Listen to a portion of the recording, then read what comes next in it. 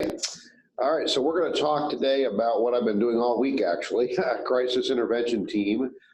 We have, I'll go through some history, but just by way of background for this week. So we do this twice a year in Summit County. Many other counties are doing this once or twice a year, training first responders, that is law enforcement and paramedics, side by side in this model. The T is team. I say that now and again later because many people think it's crisis intervention training, and it's actually team, because the team is supposed to be, in effect, all the branches of government, providers, law enforcement, paramedics, et cetera, to really help individuals who may be in distress in the community, be due to a mental illness or addiction or both, so brain diseases.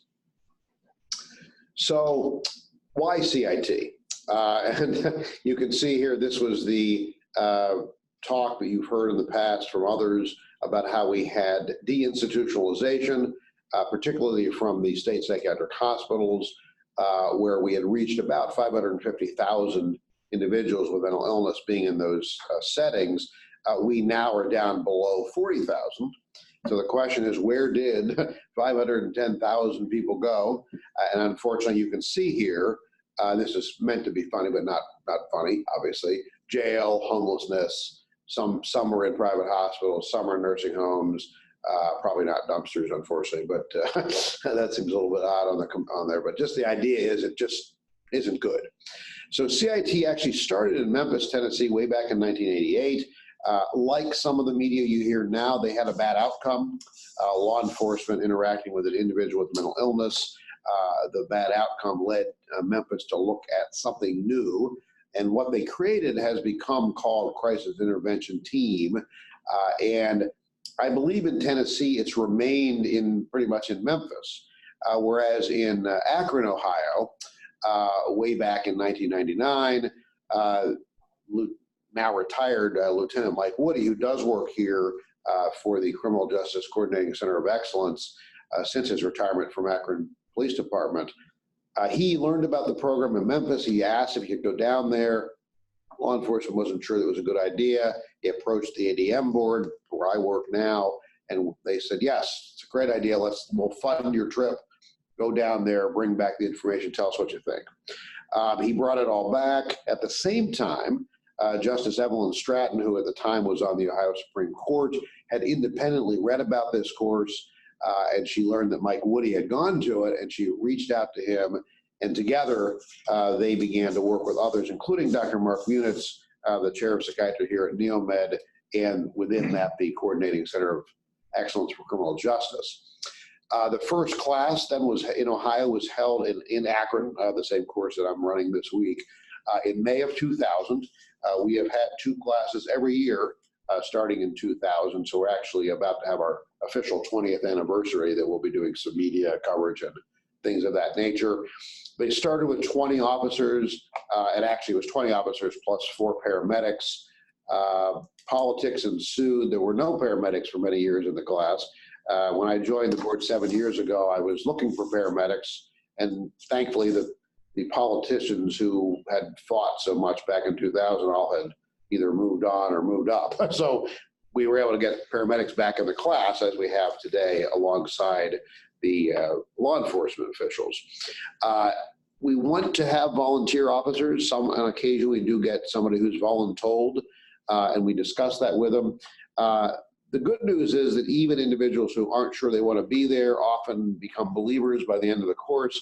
And in fact, several years ago, I think 2008, the Law Enforcement Officer of the Year for CIT statewide actually was one of those officers who did not want to be there, made it very clear he didn't want to be there, and he came out and has been phenomenal then and now, still teaching alongside doing his actual CIT work. So our goal is, of course, we want to get officers who, apart from being volunteering themselves, don't tend to overuse force, don't have a lot of complaints from family members and others who they interacted with. And so we have a lot of these individuals who have gone through this, about 20 for a year, for 20 different classes now just in Summit County.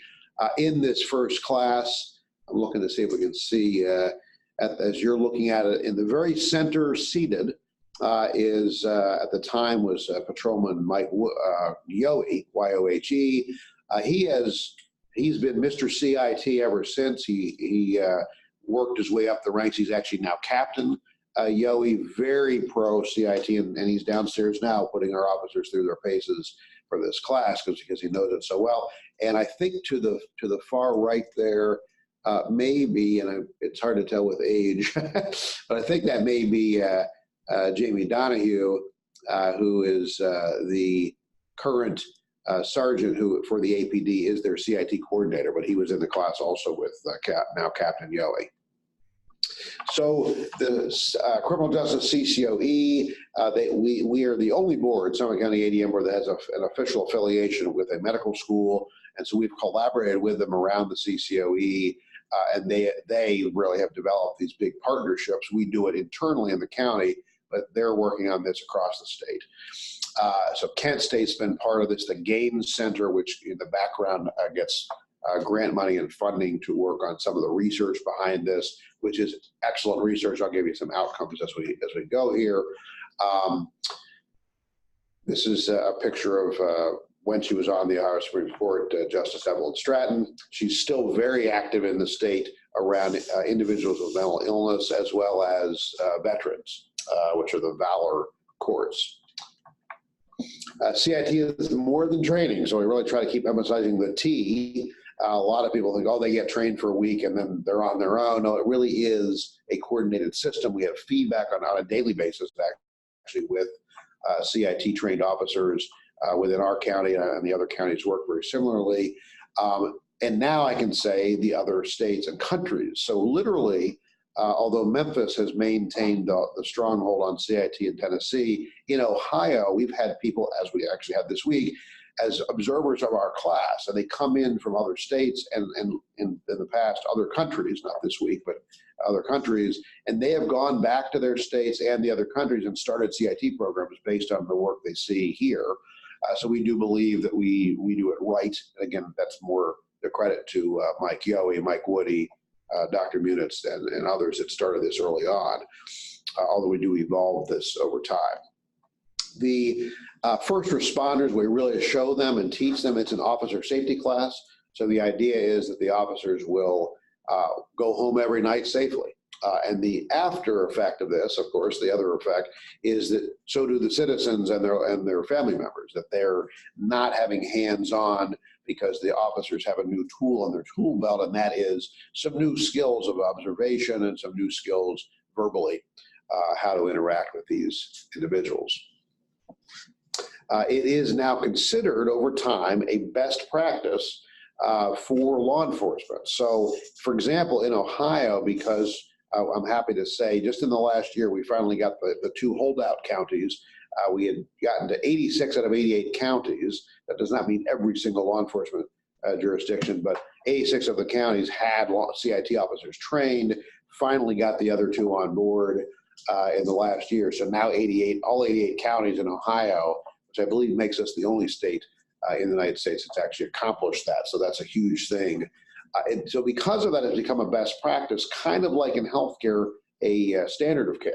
So if you were now in a law enforcement jurisdiction in Ohio and did not use CIT, and because you refused to, didn't believe in it, whatever, that usually would be the chief, he or she, making that decision, and then you have a bad outcome, you're probably in trouble in court. And in fact, we had 2 judges come to our course this week to do some of the teaching, and one of them does a police liability case law discussion with them so they can ask questions and so forth, and they do hear that. So the goal here, and NAMI Ohio very much supports this program. They do actually give some mini grants that help us out even at the ADM board level so that we can pay for things, including use of the Wason Center as we are today, because that takes a lot, that does cost, because there's a lot of people down there very skilled with coming up with individuals trained to act as people with mental illness. We do bring some officers in who are CIT officers. They also come in as actors and actresses. And so we really, again, that's part of the team here, marketing this and teaming up then with a medical university. The main goal is de-escalation training. We want them to understand officer safety. We want them to understand empathy. So we have a at least one family member come in and talk about how they struggled with their, in this case, their son's mental illness. And to get the officers really understand, they only see it at a point in time when they get called to the house. We want them to understand, yeah, but hour after hour after hour, the family's dealing with all these behaviors and so forth. We also have consumers come in, and in fact, two of them come in usually during the week, and the one gives a very good story, and she's had jail time, prison time, all sorts of time, and she talks about her eventually turning the corner, but she, of course, had officers as well as CIT trained officers come to her residence and over time, and she talks about the differences between how a CIT officer might respond with de-escalation versus another officer coming in with his or her command presence and mostly giving orders and trying to make things happen fast. And the net result is people can get hurt, including the officers themselves. We don't want that. Another component of this is jail diversion. So it's based on the sequential intercept mapping model that Dr. Munitz and Dr. Patty Griffin created some years ago now, that when somebody is now found out in the community, disorderly, those kind of things, well, gee, maybe it's mental illness, or maybe it's addiction, or maybe jail's not really the solution, because they're just going to keep having that happen over and over again. CIT officers get trained. We give them a lot of education on the resources in the area. And again, each county does this. I've actually done some of the teaching in Lucas County, Hancock County, Cuyahoga County, and then Columbiana now, and then here for this. And so I've seen a number of these law enforcement areas, and they each have their own approach. But the main theme here is we don't really want people in jail when they don't really need to be in jail. Now, yes, if it's a felony level crime, they really hurt somebody badly, they're probably going to jail, and the mental health stuff gets worked out later. But a lot of the more nuisance type charges that would have historically ended up in jail time and in effect a revolving door, we're trying to eliminate that. We're trying to divert that into treatment, and our judges are on board with that. They understand this process as well. So you can see there's a lot of partnerships involved with this, including advocacy and mental health. The NAMI is so enthusiastic about this that when they do their family-to-family education, they always tell, and we have somebody from NAMI come talk about this during the week as well, they always tell family members, if you ever need to call the police, always ask for a CIT trained officer. That's the officer you want to show up. And the families then get surveyed and so forth, and they have much better outcomes and good feelings about that. And the other thing that does is most families, and wherever you're all at and living, if you ever have a need to call to get somebody help, whether it's a loved one or a colleague or whatever, you should ask for CIT if you think mental health or addiction is there. And the reason is that they, number one, they have a different training. Number two, they know the resources, they're going to tie into it. And the outcomes are so much better that you'll be less resistant or reluctant to calling the second time if you have to, because you'll be like, oh, they've already been here, this worked really well, they got my loved one help, whether it was in place or actually took them to emergency department or psychiatric emergency service, things of that nature. So it really is a very good program. A lot of elements involved in this. We're still working on creating an actual full-time CIT coordinator for the county. I think we've gotten to a point where we need that, so we're in the process of working on that through ADM and then law enforcement, because again, it needs to be a team, a partnership. We do, I mentioned the Officer of the Year, we do some recognition and honors. And in fact, prior to him being governor, Mike DeWine as the Attorney General, very active in CIT, and he would come to our every 6 months statewide meetings, and at times would give out honors to law enforcement for their work. So very much a team up to, and again, including the executive of at this point of the state. So it's a 40-hour course. We're in the middle of that as we speak, in the final hours here, in fact. It's a lot of knowledge that we give them, but a lot of personal contact and a huge amount of skill building and problem solving. So apart from allowing them to have empathy, allowing them to learn these verbal skills and some observational skills, today we put them through their paces with problem solving. What do you do when you're faced with that person who's manic? We had a scenario just before I came upstairs with a patient with borderline personality disorder who was sexually preoccupied with the officers who were sent in. It was actually a male who plays the role of somebody who's has a homosexual orientation, so the male officers He does such a good went in. job too. He's Phenomenal. one of the best standardized patients that I've ever Yes, interacted with. He's so fabulous. He's very, very good. Yes, you've seen that. So yeah, wonderful. He's very, very good. And I've seen him do the one-way mirror stuff when I do the other, whatever they call it, the CCA3 or whatever it is, CSA3 stuff. So I mean, very good. So very good people who come in to do this. And the officers, it's real. I mean, they're watching each other where they're giving pointers. We have 2 lead officers downstairs today, Sergeant Donahue and Captain Yohe, and then I give some psychiatric pointers as they do this, as they come out of the scenarios. So it really does work.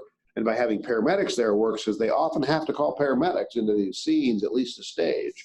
So we do that in real time as well, and then we do that. The goal then is 24/7 coverage. So for example, in the Akron Police Department, we've trained about 25% of their very large police department, so that in any given shift, in any given sector, they have sector cars as they call them, we've got somebody who is trained in CIT so they can respond to these calls to give us those good outcomes.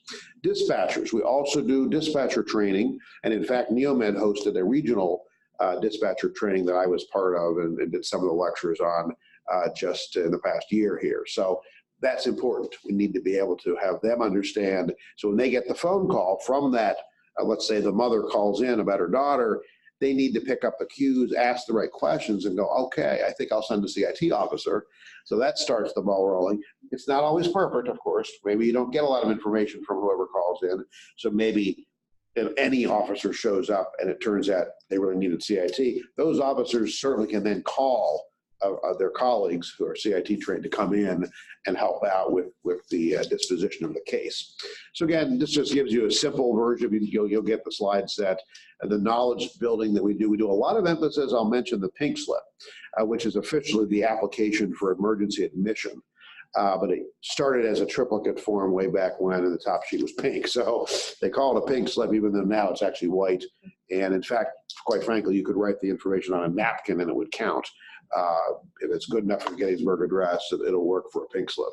But the idea here is that you are saying that the person either is potentially a danger to him or herself or others, and or may benefit from treatment. So there's 4 criteria, and we tell the police, when in doubt, pink slip. And the reason for that is that if somebody has a pink slip on them, when they get to the ER or such or similar type setting, they can't walk away.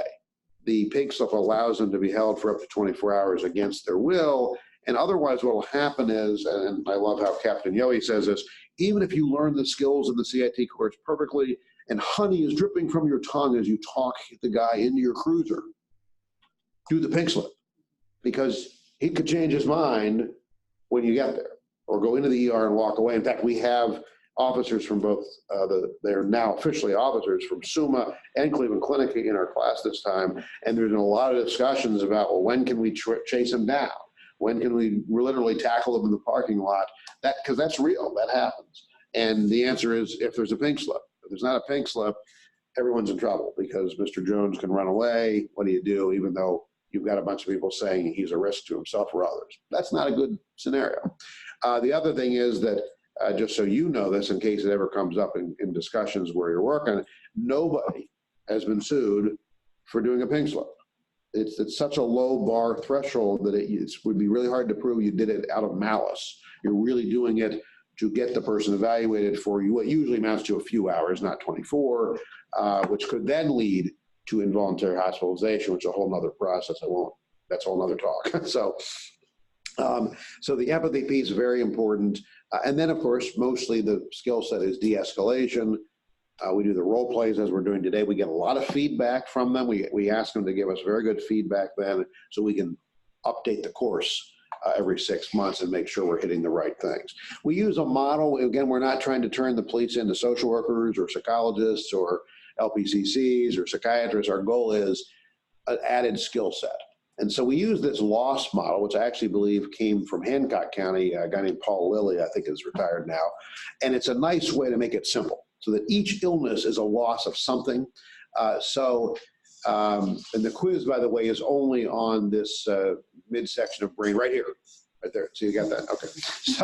So we use the loss of reality for the psychotic or thinking disorders. We use a loss of control for mania, for borderline personality disorder, antisocial personality disorder, a loss of hope for depression and similar illnesses, and then a loss of perspective for anxiety. So the person standing in line at Giant Eagle and suddenly their heart's pounding and they're sweating and they don't know why, and they have a sense of doom, and they've lost perspective. They don't realize they're just standing in line at the Giant Eagle. That as usual is not moving very quickly. That kind of thing. So this is a great way, though, for the officers to kind of have a sense of what are we talking about, what are they looking for, and then we teach them in the same vein what kind of skills they can use verbally when they encounter somebody who they think might fit one, potentially more than one, but at least one of these quadrants. We teach them the difference between a sign and a symptom, just like clinicians get taught. So we tell them that, like me, and I tell them that, but the similarity between them and me is that we're trained observers. And so maybe I'm trained differently to be an observer as a psychiatrist than they are, and they have different kinds of interactions with individuals, so their skills of observation tend toward what they see, and mine tend toward what I see. But then we teach them how to ask some questions to elicit symptoms, so that patients can tell them in their own words what they're experiencing, because we can't see that necessarily. We have to only can see the signs. Okay, so again, much more than textbook skills, and that's why we have to test it. The benefits and outcomes, real quickly for time's sake. So immediate response, we want to deal with these things in real time. We have a system in Summit County where they can call the head of psychiatric emergency services any hour of the day if needed. And if she can't resolve it, she calls one of my colleagues at the ADM board. And if she can't resolve it, I get called. So we have a 24/7. I told them that again today. I want to use that. I don't want to hear about it 3 months later when nobody really remembers the facts and something didn't go right. I'd rather solve it at 3 in the morning so that we can move on. The individual gets the help they need. The officer goes home safely. And okay, we lose a little sleep, but so what? Because the net result is the right result. It does help prevent tragedies. So these cases that hit the media, and you hear it all the time now, it's thankfully not too frequent, where in office something happens, there's an officer involved, often shooting, and then the question is, why did they shoot the poor guy? And it turns out he's homeless and mentally ill, and the officer thought he had a knife, and all he had was a cigarette. And you get into that. Well, we don't want that. Nobody wants that. The officers don't like that either. So we're trying to help to resolve that. And the officers do much better. The statistics on this show a great decrease in that. The other thing it decreases, which I think is just an interesting statement. So when officers go to a call for, let's say, often mental illness symptoms, a disorderly conduct or loitering or something like that, that 25% of the time, though before CIT, those calls end up in somebody arrested for a much worse crime. Because now they get charged with assaulting an officer, resisting arrest, other things that are much more serious in terms of what penalties you might get. And it's nothing to do with why the officer was called there. It has to do with how the call was handled. And so CIT helps officers avoid, officers don't like getting caught up in that either. So this is a benefit again for citizens as well as for the officers. Officer injuries go way down when you do this. Just like in the hospital setting, most psychiatric hospitals, the main time people get hurt is staff is when they're putting somebody in restraints. And so one of the big movements there has been to decrease the need for restraints, to give them more de-escalation skills and more approaches. Same with officers. It doesn't matter if the officer's 3 times my size, but he fights me because he still might get hurt. I may get hurt worse, but he's gonna get hurt too. Well, he doesn't want to get hurt or she doesn't want to get hurt.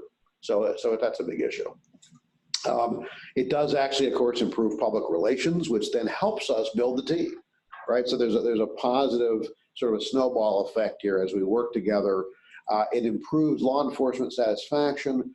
Huge importance. Why is that so important? Tying to other talks we've had recently, law enforcement has a very high rate of death by suicide.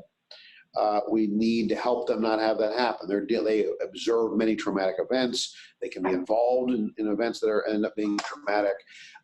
They don't always see the positive. They only see the same, as Captain Yohe calls it, repeat customers, because the system isn't working as well as it could, or the illness is winning. And we like to be able to give them feedback and say, no, nine of the people you worked on last week went wonderfully. Thank you. Yes, we're sorry the 10th one didn't work out as well, but maybe it'll work out the next time. That we need to give them that feedback so we can decrease that burden that they're feeling, just like we're trying to do work with compassion, fatigue, and burnout in the healthcare system. Minimal cost. The law enforcements basically give money in kind. That is, they send their officers. We don't charge them to send the officers, but of course they're paying the officers. So that's the trade-off. So they're gonna take an officer, he or she, offline to have that person here for the course. On the other hand, they're getting back this newly trained person, and we are mostly of the funding's coming from our ADM board, and that's true around the state, with some money from NAMI, Ohio, and some of that money I think has trickled through the Attorney General's office and so forth. We do give them a nice CIT pin and recognize them. So at the end of the day today, we'll be doing an official graduation ceremony. I now invite, for the last 3 years, I think, invite the chiefs of police from all these departments to come to give them the pin. We take some photographs, and it's a nice event because now the officer, he or she, is like, oh, some have actually brought their families, which is really nice. That also, I think, helps to show how important this is to everybody. They did a national conference in 2005, so it started in 2000. What happened then rapidly was we have these individuals coming from other countries, so it's now actually officially called CIT International, and there's that, CIT International. We've had conferences in lots of states you can see here already, and I think the one coming up might actually be in California. I'm going to try to play this once. That may require you to use the cursor to click on it. It's real quick. If you or a loved one struggling with a mental health crisis, we encourage you to reach out for help. Region 10, UVA Health Systems, and Akron County Police are here to help. Education, prevention, and early intervention are important to returning to a happy, productive life. For non-emergencies, call 972-1800 or an emergency, call 911 and ask for a crisis intervention trained officer. Together, we can remove the stigma associated with mental illness. Please don't suffer in silence. I love that last phrase. I like that. Please don't suffer. So that's why I use this one. We're looking at doing this regionally. This is from Virginia, and they started doing these after the Virginia Tech bad outcome there. So they're really trying to work. Just it's a real quick. You'll notice they made one error. What was the error he made? He said crisis intervention trained officers. Incorrect. It's team, crisis intervention team. Anyway, so anyway, now you'll remember next time you hear it. So anyway, so again, it's a team. Advocacy is very much involved in this as well. We do have this coordinators group that meets in Columbus. You can see Dr. Munitz up there at the front as one of the leaders of that. We have a peer review process. So it's gotten robust enough that sort of like a joint commission or a CMS or CAR for any of the other accrediting bodies, we do have, so different regions will go survey another region and just walk through it and see how their team is functioning, see how things are going, are they collecting data, et cetera. So very, very nice way to gradually ramp this up, make it evidence-based. The programs do a self-assessment in advance of this so that if I'm gonna go in and survey, I have a sense of what to expect in the system. Again, not too dissimilar.